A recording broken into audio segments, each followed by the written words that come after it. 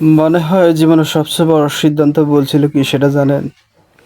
সেটা হচ্ছে হুদাই পড়াশোনা করছি, অনার্স করলাম, মাস্টার্স করলাম, অথচ এই যে স্বপন আহমেদ, সে সবেমাত্র স্টুডেন্ট।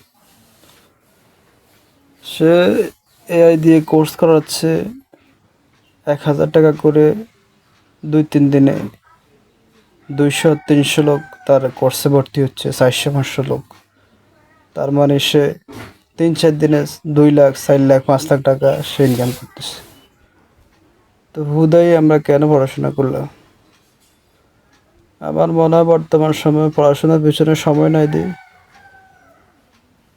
এই যে অনলাইনের মধ্যে সময় দেন, মানে মাস শেষে আপনি কোটি কোটি টাকার মালিক হয়ে যাবেন। হুদাই এসব কোর্স করতে পড়াশোনা প্রয়োজন হয় না, দরকার নাই পড়াশোনা। পড়াশোনা করে আপনার সময়টা নষ্ট, বরং আপনি এগুলি শিখেন,